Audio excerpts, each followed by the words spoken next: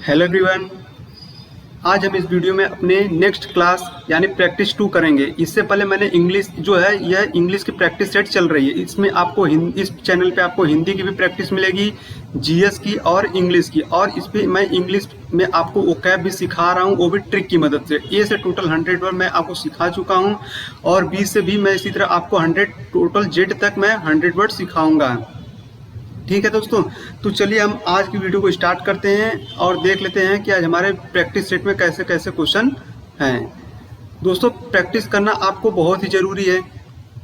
अगर आप एग्जाम देने जा रहे हैं जीडी का तो प्रैक्टिस करके जरूर जाइएगा। ठीक है, देखते हैं हमारा क्वेश्चन क्या है। Select the sentence with no spelling error, यानी इस क्वेश्चन में जो है स्पेलिंग एरर पूछा है। तो स्पेलिंग एरर देखिए, क्वेश्चन देखने में आपको बड़ा लगेगा लेकिन ये बड़ा है नहीं। तो इसमें सबसे पहले आप लोग क्या करेंगे, जो बड़े बड़े वर्ड है उसको छाटेंगे। सबसे बड़ा वर्ड देखिए पहले ए मिला है, ठीक है। तो इसमें पहले कंपेयर कर लीजिएगा कि कौन सा सही है और कौन सा गलत है। देखिए MELODY, MELODY, MELODIE, देखिए दोस्तों यह अलग दिख रहा है तो इसको छोड़ देंगे, इसको काट देंगे। बाकी तीनों सही, यानी चांस बहुत ही 100% है कि ये सही है। ठीक है, इसको हटा देंगे, यानी तीसरा हमारा नहीं होगा। अब यानी आपको 75% बचा। ठीक है, अब हम नेक्स्ट देखेंगे इसको, ये काफ़ी बड़ा है। हारमोनी, हारमोनी HARMONY, HARMUNY, तो MONY होता है दोस्तों हारमोनी में। ठीक है, तो ये भी गलत। अब हमारा बचा क्या, पहला और आखिरी। अब हम इसे ऐसे करेंगे। अब बचा क्या, साइमल्टेनियसली। तो साइमल्टेनियसली को स्पेलिंग हम जानते हैं क्या होता है, SIMULTANEOUSLY होता है। ठीक है दोस्तों, काफी बड़ा वर्ड है तो आप इसकी स्पेलिंग को याद कर लीजिएगा। और देखिए यहाँ पे क्या किया कि ई इसमें से रिप्लेस कर दिया गया है। ठीक है, काफी छोटा सा अंतर दिया गया है कि बच्चे गलत करें। तो आपको साइमल्टेनियसली की स्पेलिंग याद होनी चाहिए।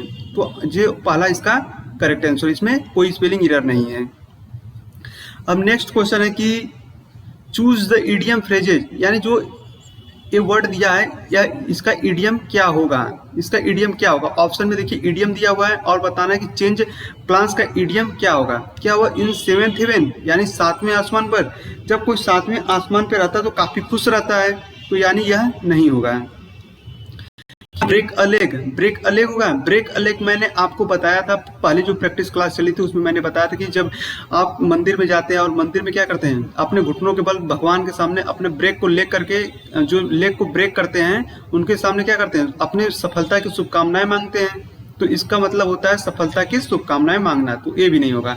Spill the bin, spill the bin का मतलब होता है उजागर करना, यानी किसी रहस्य को उजागर करना होगा, तो यह भी नहीं होगा। तो बचा कौन सा हमारा बी, तो बी इसका करेक्ट आंसर है। Change horses in mid stream, जैसे आप बहुत तेजी से कोई कार्य कर रहे हैं, अचानक आपके माइंड में कुछ आया और आपने उस समय उस काम को रोक दिया या उस काम से आप दूसरे काम पे शिफ्ट हो गए, तो इसको बोलते हैं चेंज प्लान्स। ठीक है, तो इसका यह करेक्ट है।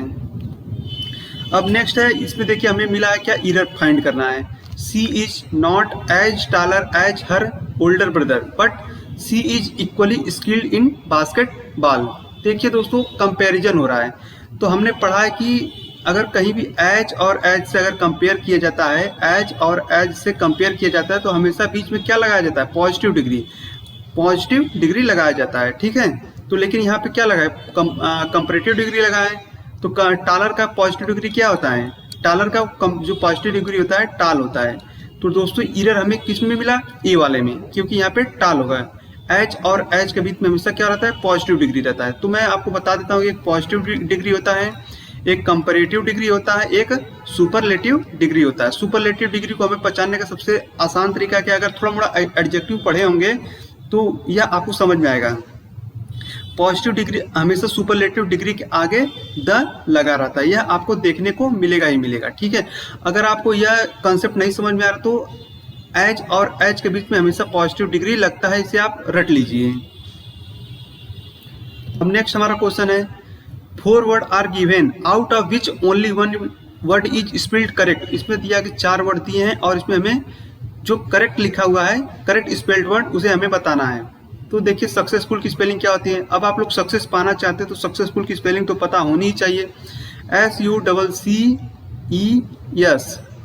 और एस डबल एस होता है, SUCCESS, डबल सी होता है और डबल एस होता है, एल। ठीक है, तो देखिए यहाँ क्या लिखा है SUCC, देखिए यहाँ पे एक यस लिखा है, तो यह नहीं होगा, यानी यह गलत है, यह करेक्ट नहीं है। रेलिवेंट की स्पेलिंग क्या होता है? RELEVANT। रेलिवेंट की स्पेलिंग ये होता है, क्या है? RELEVANT होता है, तो दोस्तों यह भी गलत है। देखिए सरप्राइज होता है, सरप्राइज नहीं सरप्राइज होता है, SURPRISE, सरप्राइज SUR होता है, तो यहाँ पे देखिए यह भी गलत है। अब बचा हमारा क्या? With hold. विथ होल्ड क्या है हमारा? सही है। अब आपका नेक्स्ट क्वेश्चन है, next question, choose the sentence with the incorrect spelled word. ठीक है, इसमें हमें जो इनकरेक्ट स्पेल्ड वर्ड वह खोजना है कि गलत कौन सा है। आई स्लिप्ड, देखिए काफी बड़ा हो जाता है, अगर इस तरह आता है तो बच्चे स्किप करने की काफी कोशिश करते हैं, लेकिन अगर आपके पास इसको सेकंड जैसे पेपर को करने का दो तरीका होता है। सबसे पहले जो आसान आसान है उसे कर लीजिए, इसे नेक्स्ट राउंड में करिएगा, दूसरे राउंड में। ठीक है, तो इसमें क्या करेंगे? I slipped the ram rod down it to make sure it was loaded, then I laid it across the turnip barrel pointing toward Pap. ठीक है, देखिए इसमें भी हमें कोई लोडेड भी सही है, अक्रॉस भी सही है, ऐसे कुछ गलत तो नहीं दिख रहा है। ठीक है, इसको छोड़ेंगे। But the hope in this wisdom, देखिए सही है। Was at length changed into dread. Dread की अगर स्पेलिंग आपने नहीं सुना हो तो मैं आपको बता दूं, ड्रेड की स्पेलिंग होता है DREAD होता है। फ्रॉम फॉर वन, देखिए यहाँ पे सीधा सीधा आपको दिखेगा कि बिलीव की स्पेलिंग यहाँ पे गलत लिखी हुई है। अगर थोड़ा मोड़ा अगर आप स्पेलिंग एरर की थोड़ा प्रैक्टिस किए हैं तो दोस्तों पढ़ना जरूरी नहीं होता, प्रैक्टिस करना बहुत जरूरी होता है। अगर आप जितनी प्रैक्टिस करेंगे आपके नंबर उतने ज़्यादा बढ़ेंगे। बाकी तो रूल तो सभी को याद है। तो जो बिलीव की स्पेलिंग होता है वह क्या होता है? BELI होता है, EVED। ठीक है दोस्तों, बिलीव की स्पेलिंग BELI EVED होता है, आप इसे रट लीजिएगा। अब देखते हैं हमारा नेक्स्ट क्वेश्चन। नेक्स्ट है कि जो ये फिल इन द ब्लैंक्स इसमें क्या भरा जाएगा। तो my puns are usually greeted dash applause by my friends, ये नहीं होगा। तो देखिए दोस्तों क्या है, यहाँ अगेंस्ट होगा, टू होगा, फॉर होगा या विथ होगा। ऑप्शन देख के लग रहा होगा कि आपको यहाँ पे प्रीपोजिशन भरना है। प्रीपोजिशन सबसे खतरनाक एरर जो होता है वह प्रीपोजिशन का होता है, क्योंकि इसमें ना कोई कंसेप्ट लगता है ना कोई रूल लगता है। इसमें क्या होता है, आपको एक बार क्वेश्चन किए रहेंगे तभी आप इसको इजिली कर पाएंगे, या तो थोड़ी अपनी समझ बुद्धि यूज करके कर सकते हैं। तो मैं आपको बता दूं कि ग्रीटेड के साथ क्या लगता है? विद लगता है। ग्रीटेड के साथ क्या लगता है? विद लगता है। तो यहाँ पे फिल होगा, विद फिल होगा। ठीक है, अब हमारा नेक्स्ट है कि improve the underline part of sentence, choose no improvement as an answer if the sentence is grammatically correct. अगर हमारा जो सेंटेंस है करेक्ट है तो उसमें हम नो एरर भरेंगे, नो इम्प्रूवमेंट, और इसमें अगर गलती है तो हम इसे करेक्ट करेंगे। तो सबसे पहले हम पढ़ लेते हैं हमारा क्वेश्चन क्या है। I meet an homeless person in the New York. तो दोस्तों आप इसकी हिंदी निकालने का प्रयास ना करिए, आप इसे ग्रामर के जरिए से सॉल्व करने का प्रयास करिए। देखिए लिखा है कि I meet an homeless person. तो दोस्तों आप सबसे पहले यहाँ पे जाइएगा, देखिए कि एन किसके लिए लगता है? एन लिखता है जब क्या होता है, वॉवेल साउंड आता है। जैसे वॉवेल साउंड AEIOU, AEIOU जैसे साउंड आए न कि ए वर्ड आए, साउंड रिलेट करता है, साउंड, यानी जब आप बोल रहे हैं तो साउंड उस तरह का आना चाहिए, यह ज़्यादा इंपॉर्टेंट है, यह वर्ड नहीं। ठीक है, तो देखिए होमलेस में क्या, होमलेस में ह आ रहा है, होमलेस में क्या आ रहा है? ह तो कोई क्या है? यह कॉन्सोनेंट साउंड है। ठीक है, यह क्या है? कॉन्सोनेंट साउंड है, और कॉन्सोनेंट साउंड के पहले हम क्या लगाते हैं? ए लगाते हैं। तो यहाँ पे हमारी गलती है। ठीक है, तो मीट अ होमलेस, क्या यह करेक्ट होगा? ठीक है दोस्तों, अब हम नेक्स्ट देखते हैं। नेक्स्ट हमारा choose the word that is opposite in meaning to the given word. तो देखिए इसका हमें अपोजिट यानी एंटोनिम बताना है। एंटीपैथी, एंटीपैथी का मैंने आपको बताया था, इसका मतलब होता है ना पसंदगी। ठीक है, जो आपको पसंद ना करता हो। और एक इसी तरह से एक सिंपैथी होता है, SYMPATHY, सिंपैथी मतलब होता है सहानुभूति रखने वाला आपके साथ। और एक होता है एपैथी, एपैथी मतलब होता है उदासीन, न तो आपसे नापसंदगी रखता है ना आपको पसंद करता है, ठीक है। तो एंटीपैथी का हमें बताना है एंटोनिम्स। इसका क्या लेमेंट होगा? लेमेंट मतलब होता है दोस्तों आपका विलाप करना। क्या होता है लेमेंट का मतलब? होता है विलाप। हेट का मतलब होता है नफरत। लव का मतलब होता है प्यार। फिकंट का मतलब होता है उर्वरक। तो दोस्तों क्या एंटी मतलब होता है नापसंदगी, तो क्या नफरत हो सकता है? यह तो सिनोनिम्स हो जा रहा है, तो यह नहीं होगा। लव, लव मीन्स प्यार होता है, यह इसका करेक्ट आंसर है। फिकंड मीन्स उर्वरक होता है, जैसे कोई जमीन उर्वरक है उस पर अच्छी फसल हो रही है तो उसे ऐसे इसका मतलब उर्वरक होता है। नेक्स्ट के fill in the blanks with the most appropriate option. इस मतलब बोला है कि हमें इस फिल इन द ब्लैंक्स में जो इसे भरना है अप्रोप्रिएट ऑप्शन क्या होगा। Her mother is a wonderful host, she prepared for us a 7 dash meal all by herself. तो दोस्तों वहां पर क्या होगा? देखिए दोस्तों ये काफी नए वर्ड आपको दिख रहे होंगे, काफी अजीब वर्ड, और इसे बोला जाता है होमोनिम। एक जैसे दिखने वाले वर्ड को क्या कहते हैं? होमोनिम कहते हैं, ठीक है। तो सबसे पहले इसका मतलब पता होना चाहिए। तो सबसे पहले मैं इसका मतलब बता देता हूँ, उसके बाद आपको बताऊंगा क्या होगा इसमें। तो सबसे पहले COARSER, क्रोसर का मतलब होता है आपका मोटा। क्या होता है? अधिक मोटा, ठीक है। और एक आपका COARSE, इसका भी मतलब होता है मोटा। और इसका मतलब होता है COURS, इसका मतलब होता है पाठ्यक्रम। और इसका COURSER, इसका मतलब शिकारी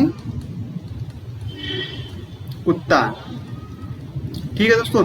अब देखिए यह वर्ड आ गए हैं तो जाहिर सी बात है कि आपको यह नेक्स्ट एग्जाम या आने वाले किसी न किसी शिफ्ट में यह वर्ड आपको दिखेंगे ही दिखेंगे। अगर आप इसे अब देख ले रहे हैं तो इसे आप याद कर लीजिए, ठीक है। देखिए अब इसे हम भरते हैं, क्या होगा इसमें। Her mother is a wonderful host, she prepared for us a 7 full, क्या हुआ? अधिक मोटा मील क्या बना रही है? नहीं। क्या कोर्स, एक प्रकार से पाठ्यक्रम बना रही है कि हमें क्या खाना चाहिए क्या नहीं, ठीक है। पाठ्यक्रम इसका सही है, कोर्स या मोटा नहीं सही है। शिकारी कुत्ता तो होगा ही नहीं, ठीक है। तो यह बी वाला इसका करेक्ट है।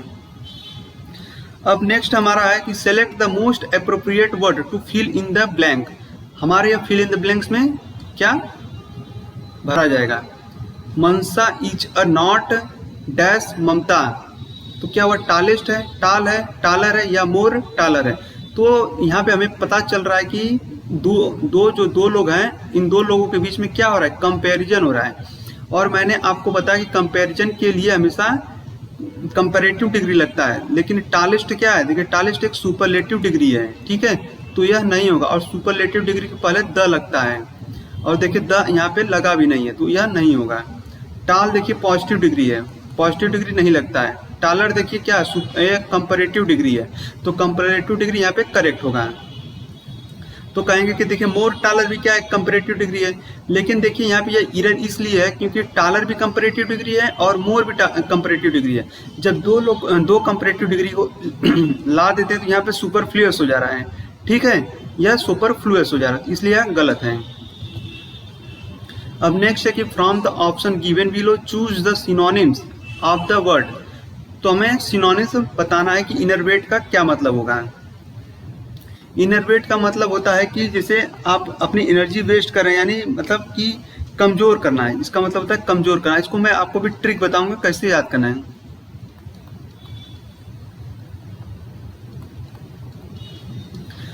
तो देखिए इसको हम पहले याद कर लेते हैं। देखिए ई से ENER को हम करेंगे एनर्जी, ENERGY, इसको हम रिलेट करेंगे एनर्जी। WATE को हम करेंगे वेस्ट, ठीक है। इनरवेट यानी energy waste, energy waste, energy waste, energy waste, energy waste को रिलेट कर आप एनर्जी वेस्ट करेंगे, अपनी एनर्जी वेस्ट करेंगे, किसी अन्य काम में यूज करेंगे, जिसमें जो अगर आपको पढ़ना है तो आप पढ़ के नहीं उसे कहीं और यूज कर रहे हैं अपनी एनर्जी को, तो क्या आप कमजोर हो जाएंगे पढ़ने में, ठीक है।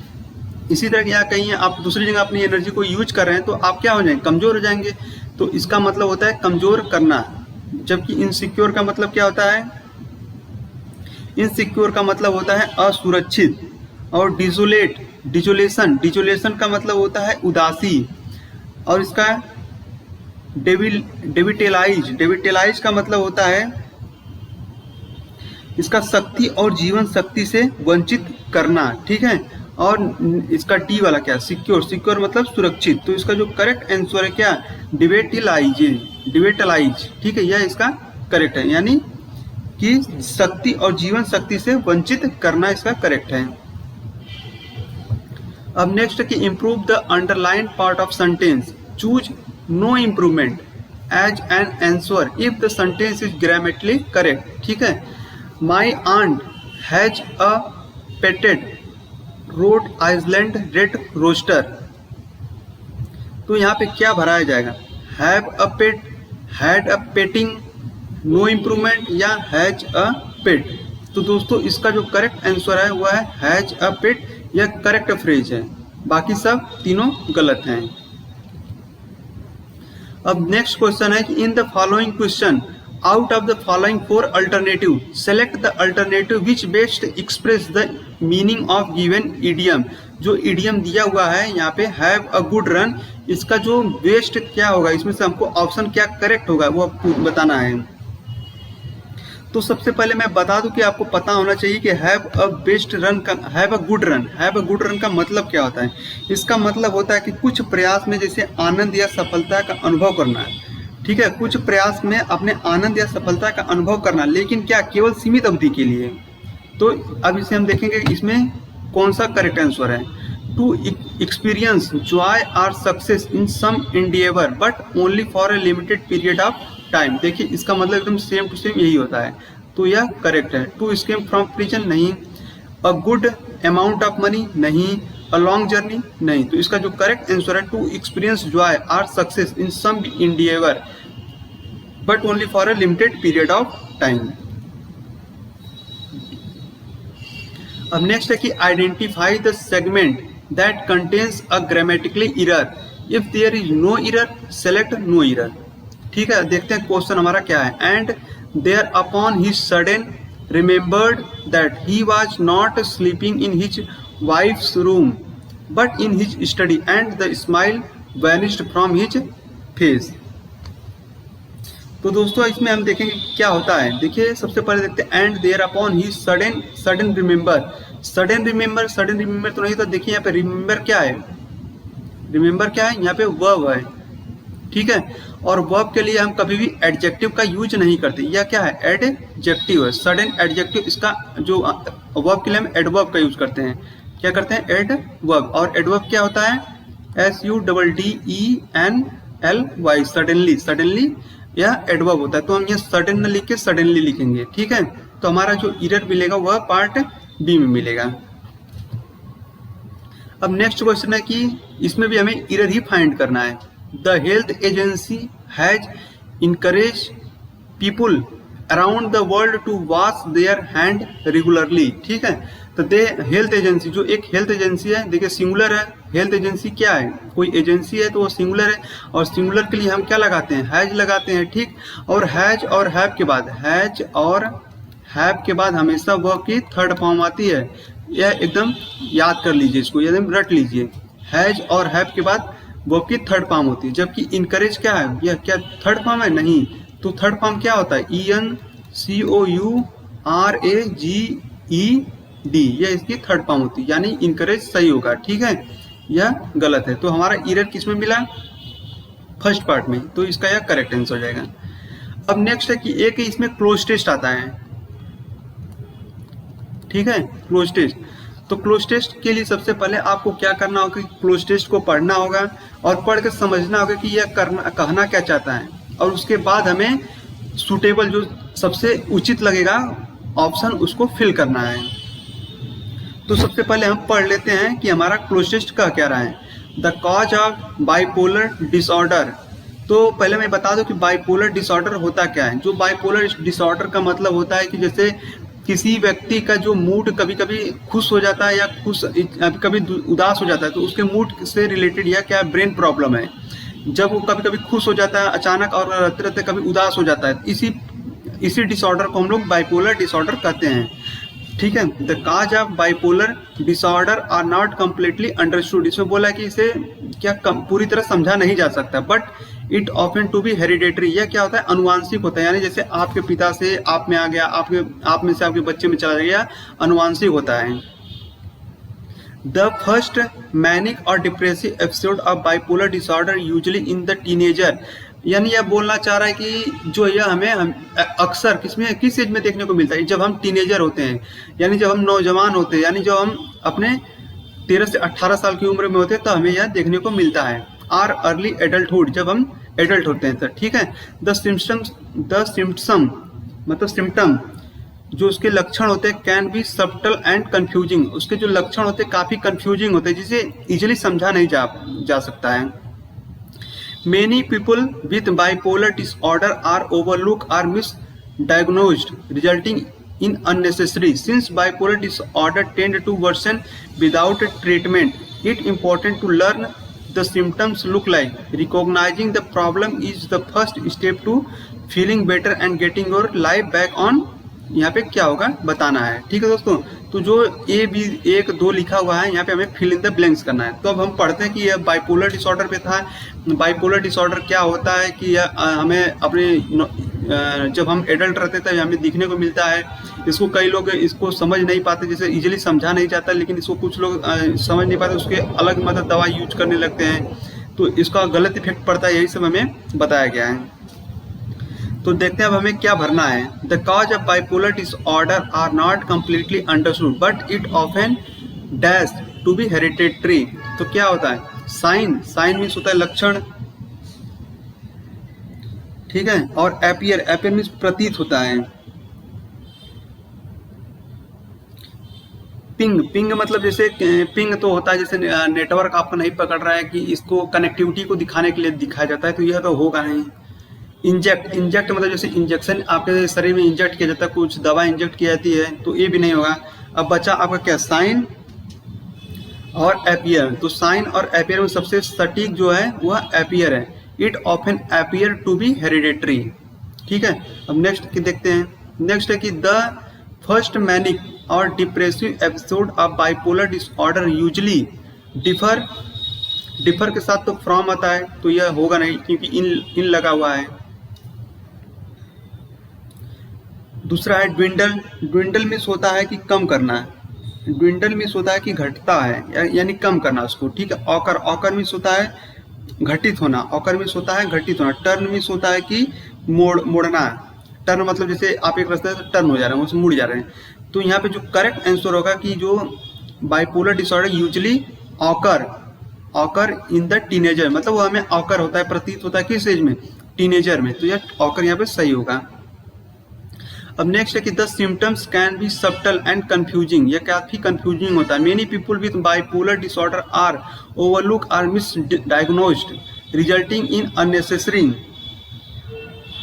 ब्लंडर होगा, मैंने आपको जब ये वर्ड पढ़ाया था तो उसमें बताया था ब्लंडर मीन्स होता है बहुत बड़ी गलती। केयरसिंग होता है नहीं, सफरिंग होता है, सफरिंग जब कोई डिसऑर्डर होता है तो हम सफर करते हैं, इसके लिए सफरिंग यूज करा जाता है। और चाउस का मतलब था अराजकता का मतलब जैसे कम्प्लीटली डिसऑर्डर एंड कंफ्यूजिंग, यह जैसे समाज में लगता है, समाज के लिए, तो यह काफी अलग है, या नहीं होगा। तो सब इसका जो करेक्ट आंसर होगा वह होगा सफरिंग इसका करेक्ट आंसर होगा। नेक्स्ट है कि चौथे में हमें क्या भरना है, ठीक है, देखते हैं। Bipolar tend to worsen without treatment, it important to learn. क्या वेयर मीन्स जैसे कहाँ प्लेस के लिए यूज करता है, इसको तो होगा नहीं। विच भी नहीं होगा, वाई क्यों होगा, नहीं होगा। तो यहाँ पे जो करेक्ट आंसर होगा वह होगा what the symptom look like, मतलब कैसे इसका सिम्टम दिख रहा है। Recognise the problem in the first step, यानी अगर आपने पहले ही उसे पहचान लिया, यानी उसे जो उस डिसऑर्डर को अगर अच्छे से आपने पहले ही पहचान लिया, तो to feeling better and getting your life back on, क्या टाइम नहीं, सिस्टम तो होगा नहीं, प्लेटफॉर्म नहीं, अपने ट्रैक पर, अपने जीवन को अपने नए ट्रैक पर ला सकते हैं। ठीक है दोस्तों, अगर आपको हमारी ये वीडियो पसंद आई तो चैनल को जरूर सब्सक्राइब करिएगा, लाइक करिएगा, और मिलते हैं आपको नेक्स्ट वीडियो में।